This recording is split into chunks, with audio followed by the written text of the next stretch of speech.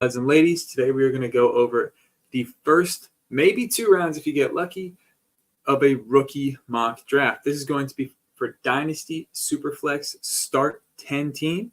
And we got a special guest today, so we're bringing in Seth, league mate. How's it going today, Seth? I'm doing amazing. Thank you for asking. Nice. Well, this has been a long time coming. We've been talking about doing a rookie draft, mock draft for a little bit, and with the NFL draft coming up, 2 days and I believe 16 hours from now, that is when we start. So it's going to be a great time. And yeah, let's see how this goes. So we're going to hop right into it. I'm going to start with the first pick. And we're going to keep this pretty chalk as it goes for now. As everybody knows, the Bears are going to 99% chance take Caleb Williams. If that doesn't happen, I don't know what's going to happen. Yeah. 99% chance they're going to take Caleb Williams, quarterback from USC. And this has been a thing for a long time. Everybody's known. Once they drop Justin Fields off for pretty much free over to the Steelers, everybody's known for sure that Caleb Williams is going to be the new quarterback for their roster. And he's pretty good. I feel pretty confident about Caleb Williams.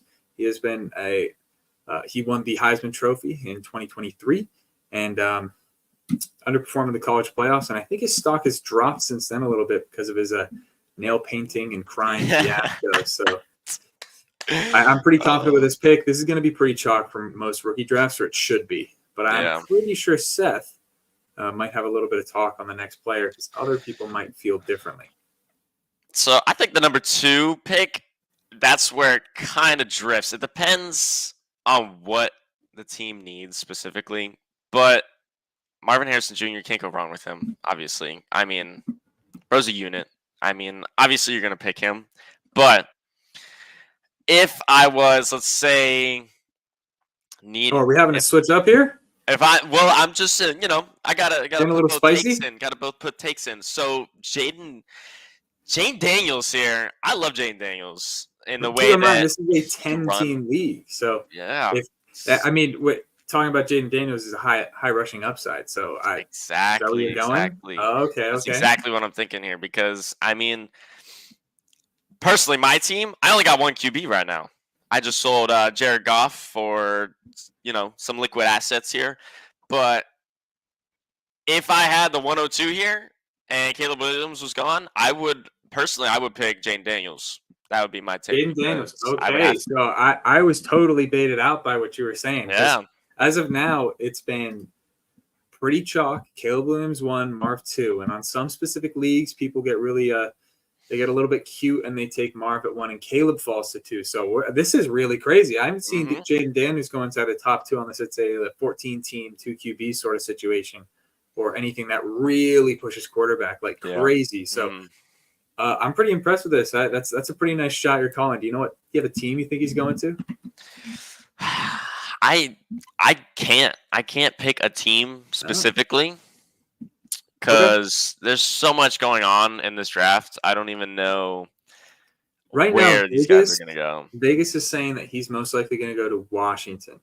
Most likely going to go to Washington. Yeah. But I saw his odds fall because he was just complaining the other day that he was on a multi-QB visit with other prospects. So that was he was definitely unhappy about that. So that might be a little bit of turmoil. Yeah. But if that happens, he's got some good receivers there, Jahan Dotson and Terry McLaurin. Yeah, definitely. I don't know about how Austin Eckler is going to be over there, but they got a good run game and some solid coaching. So, okay, I like that pick. You really got me. So I'll take the free money, I guess. I'll take Marvin Harrison here at 3. Amazing. Won the Biletnikoff this year, even though it probably should have gone to probably the next receiver taken off the board. I don't want to put too much on Scott. I did it again on Seth. Did it again. So I don't want to put too much here on Seth, but I honestly think Marvin Harrison Jr. is probably the best receiver, has a better profile than Jamar Chase when he came out of college.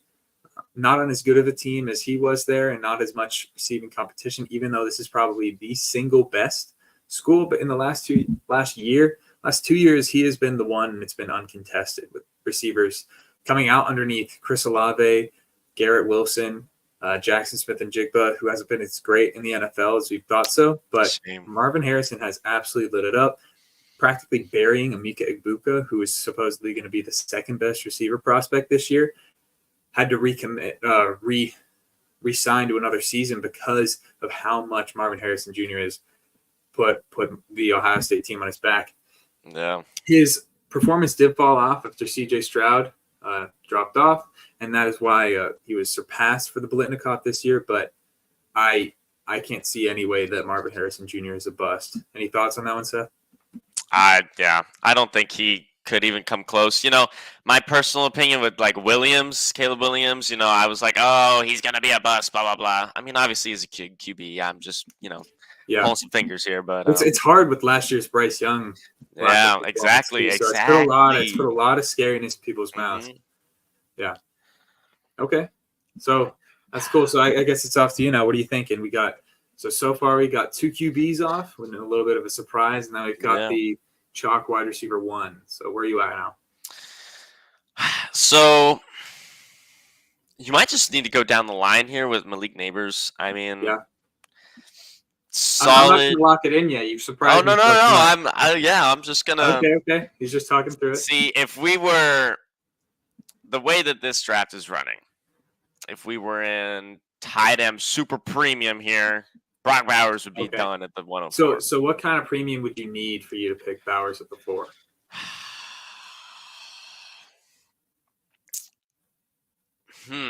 Because I didn't specify this. You're right. This is on me. This is currently a 1.75 tight end premium, single tight end. So personally, for me, this isn't enough to put Bowers. Oh yeah, single tight end. I would not say pick Brock Bowers here. I think Brock will go around like 1.7 maybe around there. I can see that. But I think I'm gonna have to lock in Neighbors here. As much as I love Roma Dunes, I like his play style. I think Neighbors is a much more solid pick here. Yeah, so that is a Biletnikoff window that I was talking about. Neighbors had an amazing season under Jane Daniels, the quarterback you just picked. So, any more thoughts on Neighbors and specifics? The stats he put up. Where did he go? He went to why am I blanking? LSU. Yeah, under Jane Daniels. Under Jane Daniels. I mean, with Jane Daniels' running game and the way that he was able to put up numbers with that and Jane Daniels' arm, I mean, I say even if they were on the same team again, that would be nasty, right? But it's not going to happen, obviously. But he dropped like how many yards? 10.55 or something like that. I can't remember for the life. I can't even remember. But it was a great season. He really should have won the Biletnikoff. Yeah. The reason Marvin Harrison Jr. won it is because they gave it away for free to Jalen High last year, and they felt like he was obligated to get it. But that was stupid last year, and it was just equally as stupid this year. So Neighbors got snubbed. But I like the pick. It's so far he is mocked to possibly the Cardinals at 4. If the Patriots take Marv at 3, or if anybody trades up for Marv at 3, that's mainly the way that could happen. After that, he is possibly going to the Chargers, Giants, anything back along that pick line, everything except Tennessee. So people are saying he might even possibly fall to 8, and there's garbage about him going to the Falcons or the Bears falling that far. I saw a mock draft where he fell to 15 for the Raiders. Whoa. I don't think there's any realm of possibility where I think Chargers definitely could pick him up and definitely could need him, especially in this. Yes. If he goes to the Chargers with Justin Herbert, that will be a lethal wide receiver 1, in my opinion.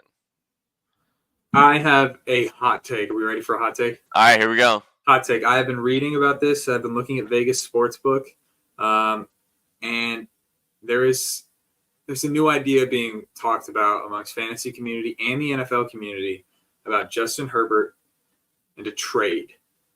Justin Herbert being traded to the Minnesota Vikings for possibly 2 to 3 first-round picks. Justin Herbert, the elite Pro Bowl quarterback. So I thought this was insane. Couldn't make any sense at all. Shout out to Jay Rich from Destination Debbie talking about this on the Wake Up this morning and on the Sunday Live this week. But I have no idea how this would go down. But saying that the Minnesota Vikings would trade their 11th overall pick, possibly their 25 and some other assets, maybe even Jordan Addison, to try and get Justin Herbert over to the Vikings. This would be quarterback for Justin Jefferson, TJ Hawkinson, no Wow. more Addison, but they would fill in some weapons either way.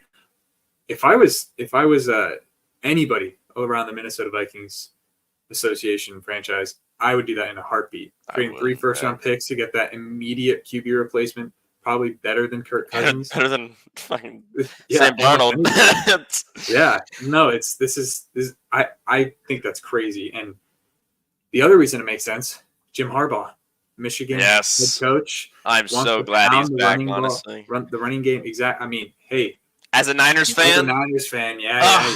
Sad to see him leave and then come back to the Chargers. But so I think if he goes there, they want to pound the running game. They got Greg Roman, who's done the same thing his whole career. They're probably going to get his running back Blake Corum sometime in the draft too. So getting back your franchise quarterback that you had in college and you won a championship with, that seems so down Jim Harbaugh's lane. That guy is an egomaniac. Yeah.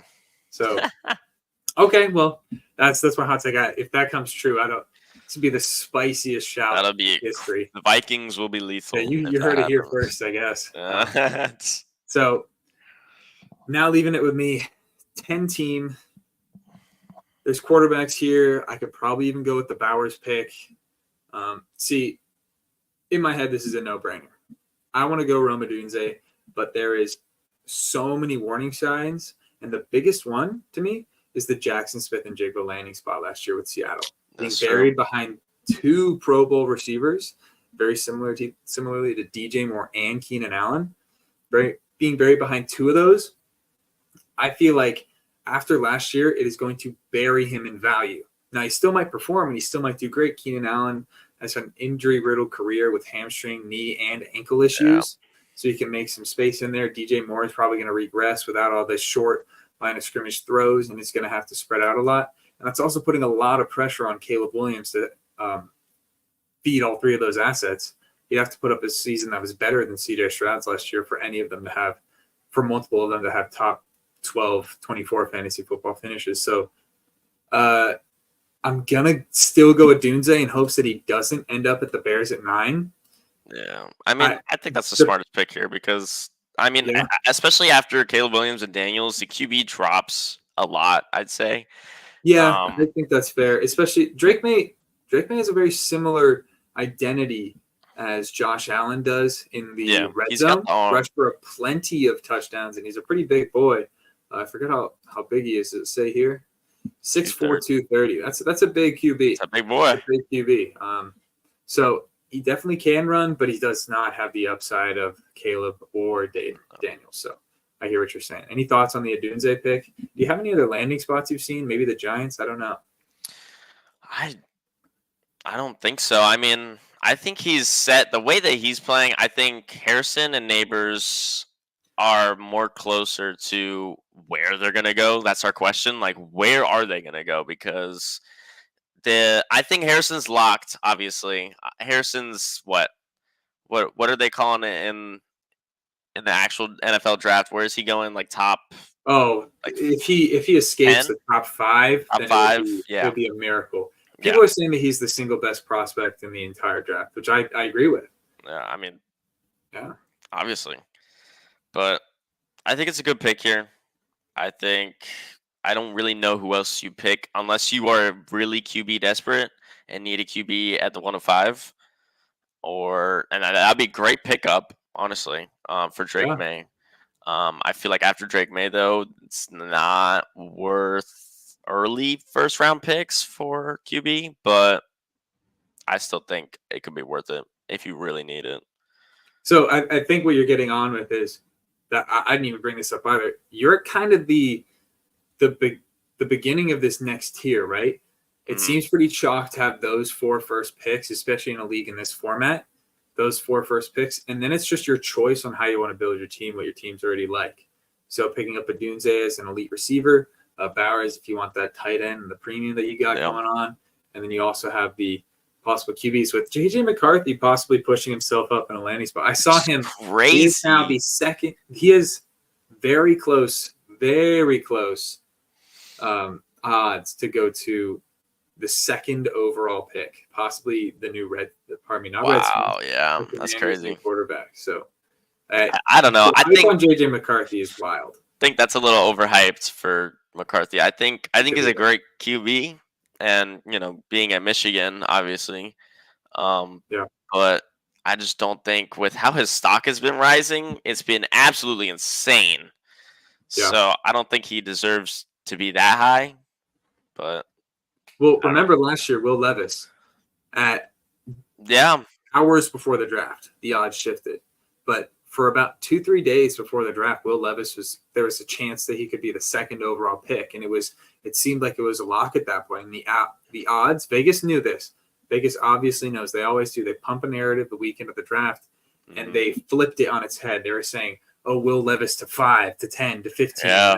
Immediately dropped, and everybody's starting to get a little fishy on it. And then Will Levis had a few of those photos sitting around waiting, looking a little sad in that first round draft room, leaving alone without any of other core QBs that were there. So it could obviously shift pretty hard, but I feel like it's almost a lock that JJ does not escape the top 11 with Minnesota being there at 11. Especially, Minnesota. And even if Minnesota doesn't go there, no, they're going to go there. They'll take JJ if they have to. I was going to say Broncos at 12. So after this, what are you thinking? It's your pick now. See, 106. This is definitely the drop off. Definitely where it's where you're a little more, you got to be a little more precise on what you need rather than what's the best pick here. I like Brian Thomas. I really do. If we're trying to stack up on QBs, if I had the 102 and the 106, and I already have Daniels, so I can cover all three fronts here. I can get a QB, wide receiver, and tight end if I pick up Brock Bowers and not let him go to the 107. If I am that. But keep in mind, you're not drafting this as your team as you have all these picks. This is just if you have this pick in any draft, so you have an average team with an average build, this is who you're taking. So this isn't you're building a team off these players. I think I'd just go with Drake May here. I mean, take the QB. Yeah, cool. I think I would. UNC. If I was at the 106. I don't even know if he'd fall to the 106, depending on how desperate, these teams are for QBs. But I think that's around 104, 106 is where he'd get picked, I'd say. This is crazy because I remember 3 months ago, if you're maybe even less actually, if you're outside the top 3, you were missing. And Drake May was that third option. So after Marvin Harrison's performance, where he went 250 and 200 against Florida, 5 touchdowns. Pardon me, not Marvin Harrison, Jaden Daniels' performance against Florida. That's insane. That boosted him up crazy. So all these players have absolutely skyrocketed their stock to where Drake May, the quarterback 2, the 3rd pick overall a few months ago, is now at 6. Yeah, and I could see this being a reality for not just these 10-team leagues, but for almost any league. So I think you're very right with the Drake May fall there. So I'll put that in for you. Like we said a little bit ago, he is 6'4", 230 from UNC, which it's pretty big. I think big boy. 5'11", maybe just hit 6 feet. Let's see. Oh, 6'1", 215. So not too much shorter, but what about Daniels? What is Daniels at? He's 6'3". Let's check again. 6'3". 6'4". Yeah, so that is a worry about Daniels. He's pretty lean, but he's still at least he's tall. Definitely tall. So no Bryce Young scares him. Yeah.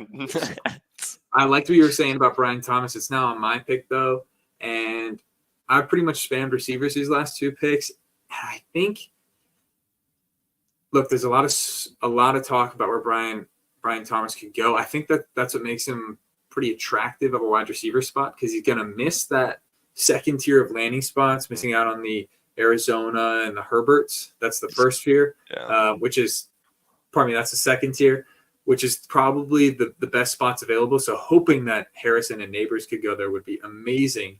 And that Dunze is probably going to land in that ugly-ish tier with the Giants, the Bears, any of those teams in that area. And then Thomas is going to fall past that. It's pretty clear who are the 1, 2, 3 in this class. Possibly some dispute with Neighbors and Adunze, but Thomas is probably going to fall to that 12 to 20 range, and somewhere in there. And there's some good teams in there. That's a good, possibly it's Bills, a great landing spot that people are talking about. Cowboys too, or the Jags. So if the Bills pick him up, Yeah, Oof. I see Josh that, but Allen. I'm not going to take him here. I'm going to take Brock Bowers, not Powers. Still a cool name though. Again, this is a 10-team, one tight end, 1.75 premium. It's normal PPR for this, but I got to take Bowers here because of all the tight end inflation that's been going on. Sam Laporta popping off last year. Yeah, that's very tight true. end one season. It's opened the doors for a rookie tight end to be a high value asset. Brock Bowers hitting tight end 2 numbers on keep trade cut causes a big influx in that tight end availability. I think that he's probably going to go to either Jets or Colts at the moment. Those are the 2 landing spots that look to be most likely in my head. I would love the Colts. Easy check down target for Anthony Richardson, who I'm very bullish on and I think can throw great. His rushing availability, he just seems like the better version of Got Jaden the overall, and then the other option is the Jets, who are desperate for an asset, signing Mike Williams in the offseason, who just came off a torn Achilles or ACL. I'm not sure. I thought it was MCL. You could be right. Something was MCL, leg went wrong. Somewhere around there. And his stock has fallen drastically. So yeah, still desperate for weapons. Aaron Rodgers is coming back. He's training, throwing to Garrett Wilson right now. Yeah. So it is. I think it'd be good either way. So those are the 2 highest chance landing spots. People are saying Bengals. People are saying Rams trade up. So all those would be nice. I don't see Bowers going to a team that doesn't need him. Yeah, exactly. How do you feel about the Bowers pick here? I agree. I think, like you talked about Sam Laporta, I think Sam Laporta changed the game, in my opinion. In the way that the fantasy aspect is, because hitting number 1, right? I think he got number 1 tight end. Yeah, number 1 rookie tight end year in most formats. There are some standard leagues where he didn't hit it. So exactly. So it's like Bowers comes in as a strong, almost just as strong as Sam Laporta, and I mean, I think he could put up top 5 tight ends if that's what you're looking for. I mean, that's what you need. In those landing spots that I just talked about, other than the Rams and the Bengals, which are the 2 less likely of the 4 that I mentioned, he's the 2 in those Jets and Colts landing spots. I'm sure there's other teams in the mix over there that could use him, but why would you not want a tight end in a 1.75 premium when you're looking for a positional advantage that can score you tons of points and set you ahead of other people? Like, okay, let's run through this really quick. Tight end rankings. Stop me when you'd rather have Sam Laporta. Pardon me, when you'd rather have Brock Bowers. So first off, Sam Laporta. In my opinion, Trey McBride. After that, you have who's tight end 3 at the moment, Seth? Hit me. I thought it was Evan Ingram. No. Just in keep trade cut rankings. What's keep trade cut saying? Like, maybe would you rather have Kyle Pitts or Brock Bowers? Because right now with Pitts getting Kirk, I'd give Pitts 1 more year, honestly, and I want to see how Pitts he and Bowers. I think depending on landing spot, if it's one of those later 2, the Bengals or the Rams, I'd rather have Pitts. But if it's Jets or Colts, I'd rather have Bowers. That's true. Yeah, if he goes to the Jets, I think he's top 3, hopefully, because I mean, Jets. What about Dalton Kincaid now that Stephon Diggs is out of the Bills? That's true. That's true. His stock went up a little bit there. Mark Andrews, what would you prefer? I think Mark Andrews is coming off of his ACL tear. It's a little more risky, and I feel like I'd rather have a younger tight end who has a lot to prove in the NFL. Especially, how old is he? He's like, how old is Brock Bowers? 20. Brock Bowers, 22 probably. Yeah, 22 I think. Doesn't say, but I'm pretty sure he's 22. Yeah, I think I'd rather go Brock Bowers. Kincaid's 24, almost 25 I think. He's older than Kyle Pitts. Yeah. But just the offense has opened up widely. Just tight end theory really quick. It's the running back position. We've noticed that players like Derrick Henry and Nick Chubb and Aaron Jones and all those running backs, or Alvin Kamara, all those running backs in that elite 2017 running back class are getting really slow now. Any of those running backs in that sort of range. CMC still popping off, but it's almost like we're handing the torch off to the next running back, which 2025 is a great running back class. If you haven't looked into that yet, we'll do a video later on that. But the 2025 class is heavy running back, and it's looking like the torch is going to be passed off there. Last year with the good tight ends, once Kyle Pitts started coming into the league, all these tight ends sort of shifting younger and younger. Yeah. And with Sam Laporta coming and putting up a tight end one season, it's kind of becoming a reality that tight end position is a new sort of beast that we got to look at. So that's with Bowers at 107. Okay, Seth, how do you feel about 8 here? 8, I think I'm locking Brian Thomas. Okay, in. I think McCarthy. See, that's the problem. McCarthy, in my eyes, is probably 109, 110. I think you can get him later without really needing to worry, like, oh my God, where's he going to go? Oh my God, he's going to go early. I think you can get him at like 108 through 110. You can easily get him. I mean, and then especially after McCarthy, you got Xavier Worthy and Adonai Mitchell. I mean, some speedy boys right there. And I love Adonai Mitchell. Yeah. I think he's going to be crazy, like stretch the field a lot, which a lot of these teams need now. Both of those Texas guys. Yeah, you're right. I think Worthy needs to get his hands a little better. But was AD sub 4.3?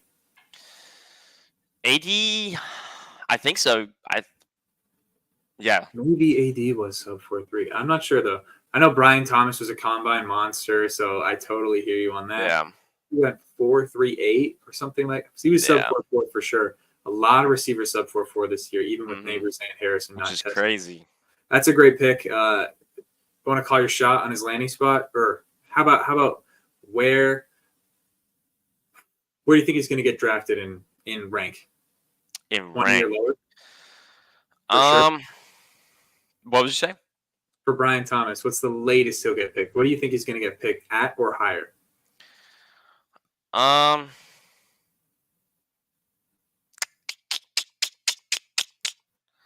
think where he is now. Where is he? He's at like he's like top 20. Was it? It's looking like he's top 20. I don't think he falls past the Jags at 17. I wouldn't. I mean, especially with the Jags. What's the Jags wide receiver room? Christian Kirk. They got Gabe Davis now. That's it. And that's Nothing it. else. So yeah, if they pick up Brian Thomas, especially with Trevor Lawrence slinging his fucking arm around, I mean, you can't ask for a better wide receiver situation, honestly. Yeah. Okay. So that pretty much leaves it chalk for me at this point. I'll take the volatility with JJ McCarthy. We talked about him a lot. Maybe he'll end up on the Vikings. That's my hot take, but I don't think there's much more that needs to be said. He's rather untested with a lot of volume. We'll see how it goes because of the Michigan offense with the high running game, but we'll see. He's probably going to end up on the Vikings, but who knows? That's all I got on there. Any other words about McCarthy? We've talked about him a bunch already. Yeah, I don't know.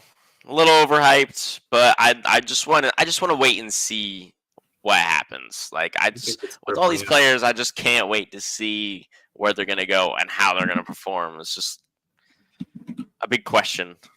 Yeah, always, every year. So you get to end off the first round. I think we're going to stop it after this pick. So talk about who you think. I know you're big on both of these Texas guys. So you got any takes on them, or are you going to switch it up? I think both of them speedy boys here. Yeah, they're fast. Adonai Mitchell was behind in the wide receiver room. Who was he behind? He was behind Xavier Worthy. Worthy. I thought he was behind another person, but you could be right. Oh, there might be someone coming out in 25 or 26. I might be wrong though. Something like that. But they do have a good tight end in their system as well. Mainly blocking Jatavian Sanders, who it might show soon. I think Worthy, his speed, his agility, his route running is good. His hands, though, definitely need to be improved. That is a big topic. You're right. So if I was at the 110, I would pick Adonai Mitchell. Okay. I hear you. What's the thing that stood out to you about AD? Just his size. One of his size and his speed, very nice. I mean, 6'4", 196. He's a little skinnier, but I mean, if you look at Xavier Worthy, he's like Oh man, yeah, let's take a look at this real he's fast. really 6'1", 172. So he's definitely a lot scrawnier than Adonai Mitchell, and me being a scrawny man myself, I know Well, how I that mean, rolls. we can't talk trash about him being that scrawny as he set Oh the top yeah, scrawny 40 record. So oh yeah. that I got to give him his respect that he's due, but I definitely am a little bit worried about Xavier Worthy.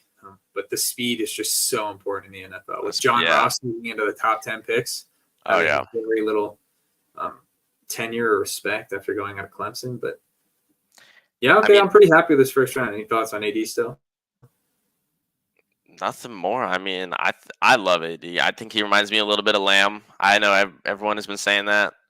He's got a little Lamb in him, but Let's preface this though. I've heard some people get really pissed off about that. He reminds you of Lamb. Yes. That's not a comparison, right? That's not a no. It's an absolute ceiling. I think yeah, it could be a ceiling, definitely, but I don't think, especially in his rookie year, I don't expect him to be going putting up numbers, even top 10 numbers in rookie year. To me, AD, the part that really stands out to me that looks like Lamb is at the top of his route, the way he breaks. He doesn't show anything. Most of these guys are much better off the release, but I really like him at the top of his route, specifically on digs, crosses, even if it's just like a slow cross or an out route. Those are my favorite. I'm not sure how I like the diagonals, but I really like the hard cuts, the 90 degrees. Yeah, he's good contested too, which is... I haven't seen much on that, so I'll take your word for that. But yeah, look into it. I saw a few clips of him, and it looked he's got some hands for being all over on. Okay. Well, any final thoughts on this first round of the draft? I think the way our mock draft went, I think it could definitely go totally different ways in many leagues here. Yeah. I mean, especially top 5 is where it'll be a little weird on who's going where. I think Caleb Williams, Marvin Harrison, top 2 either way. Unless it's one QB room, I think. Oh yeah. I think it would still be. Ooh, actually, we don't need to get spicy up here yeah. in the one QB leagues. It's Exactly. just totally I don't think Caleb's even a first round pick in that, so it's totally weird. But personally, I think the draft's good. I like the Jane Daniels switch up, calling your shot on that, and the receivers fell into ranges. I think that makes sense. Pushing JJ down the 10-team league, it makes sense. There's a lot of 10-teamers out there. Most of the questions around the community I see are from 10-team leagues, so thought we'd get this one out, similar to what we do in my home league, and I hope this is very helpful. We're going to get the second round of this going down for you soon. That'll be the part 2 of this video, and I hope you have a great day. Let us know what you think about the rookie mock in the chat down in the description, and hope you have a great day. Any last notes, Seth? Thank you all for watching. Deuces.